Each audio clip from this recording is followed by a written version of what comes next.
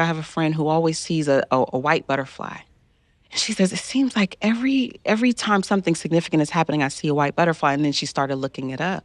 And so there are these different ways that God tries to get our attention. And so what I encourage people to do is to really pray, is to seek God. The times where I have felt the most prophetic, where I'm the most sensitive to what is God saying about my life, about the lives of others that are around me, it's because I have opened myself up in a very intentional way to hear from God. And there's a wonderful scripture in Jeremiah that says, call to me and I will answer you. Yes. I will show you great and unsearchable things you do not know. And that's a promise. So I really believe that when we claim that promise, when we say, God, I want to hear from you, I need to hear from you, that he will show up in ways that you may not expect. We have listeners joining us via Zoom who want to talk with Edwina about their own dreams. Jisia is a former TV producer and now a substitute teacher. Hello. Love that hat, girl.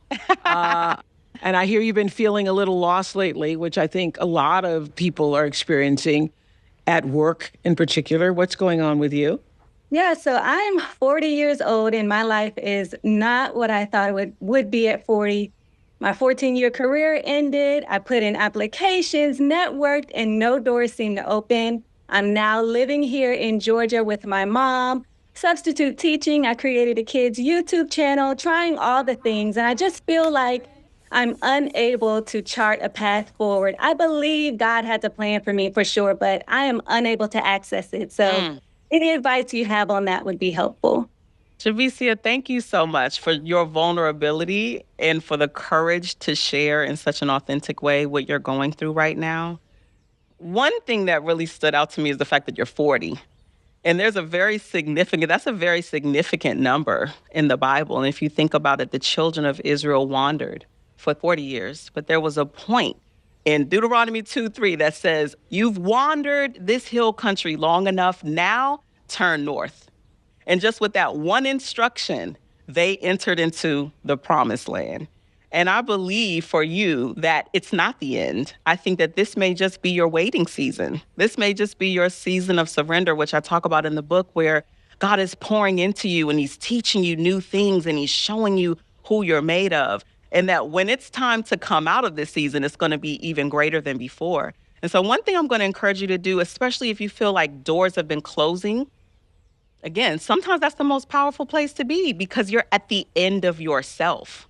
That's when you surrender, when you have done everything you can. There was one role that I wanted so bad, and I tried everything for 3 straight months. I couldn't even get an audition. And one day I heard God say, you know what? I want you to get up and go to this Bible study. I'm like, God, I just got home. I'm tired. I'm trying to go to bed. But I felt that impression so strongly. I want you to get up, put your clothes back on, get on 2 buses, a train, then walk across town to this Bible study. I get there, sure enough, it's ending. I'm like, oh God, why was I supposed to be here? And then this woman I saw across the room that I just felt led to pray for. I prayed for her. She cried and she grabbed my hand. She said, the things that you are saying to me are things that I've been praying to God about. And here you are. So that was enough for me, just the confirmation that God sent me here for her. Then I said, you know what? We didn't even exchange names. I'm sorry I didn't introduce myself. I'm Edwina. And she said her name. I said, wait a minute, are you a writer? And she said, yes. I said, did you create this show? And she said, yes, that's my show. I said, I've been trying 3 straight months to get an audition for your show. Look at God, will you? So she arranged that audition, and that is the show that brought me to Hollywood. So you don't always have to know the how. A lot of times that blocks us from our dream, right? Because he gives us this huge dream, and then we have the question of, but how? He will intercept your path, sometimes with instructions. And when you make that one decision to follow God's voice, you will end up in a place that you never thought you'd be. So I want you to be encouraged, and I want you during this wilderness season to be very sensitive to the instructions that you're given, because I think there's a breakthrough closer than you think. Pay attention to the signs. Pay attention to the signs. It doesn't come when you exactly want it, but, old folks used to say it always comes on time. And it is in timing with when you are most open and ready to receive it. when you are most open and ready to receive it. Awesome. Thank you guys so much. Awesome. That was helpful. Awesome. Thank you, Blessings, Jisia. Jisia. Clayton is a health and wellness coach joining us from North Carolina. Clayton, I hear you've been feeling your light start to dim. What's happening? Yes.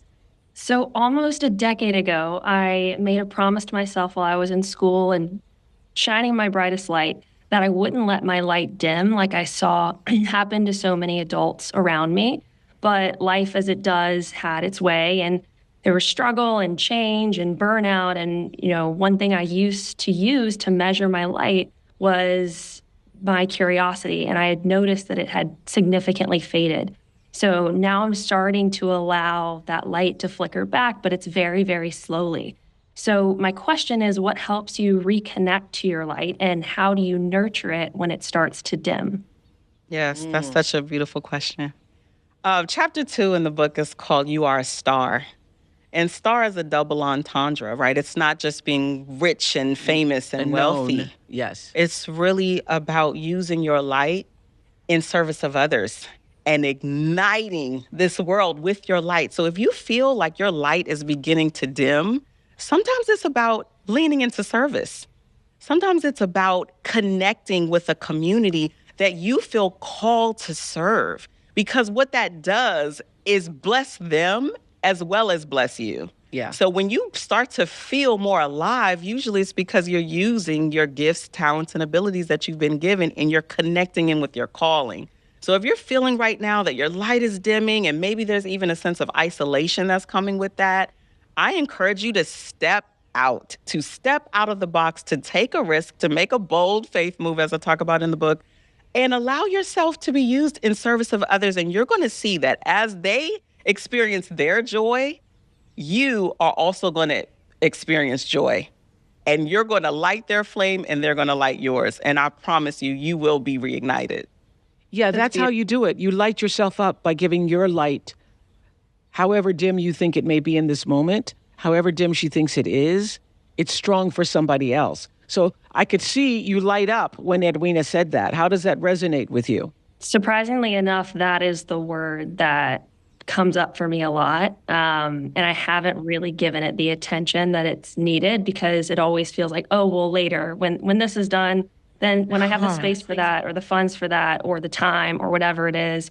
But I think that by you sharing that, it sounds like let all of that go. What is the word that comes up over? Service. Wow. Honey child. Honey child, let me tell you, if it's coming up over and over, it's coming up over and over for you to pay attention to, which is another thing that Edwina talks about in the book. That is the pattern of how, for some people, how God shows himself, how it speaks to you, because it keeps it. You'll see a sign, then you'll see the sign again. You'll see the billboard, you'll see a TV commercial, and it comes through another way, and it comes another way. And, my favorite quote of all times is from Martin Luther King, who says that not everybody can be famous, but everybody can be great, because greatness is determined by service. And I will share this with you. Any job that you have, any career that you choose, if you operate from the paradigm of service, you will be elevated and enhanced and successful. 100% guaranteed. The Oprah Winfrey Show was a #1 show for 25 years because I understood the paradigm of service and had called the producers in and said, this is 1980, we started in 86 and 89. I said, we're no longer just going to be a talk show. We are going to serve the audience where they are.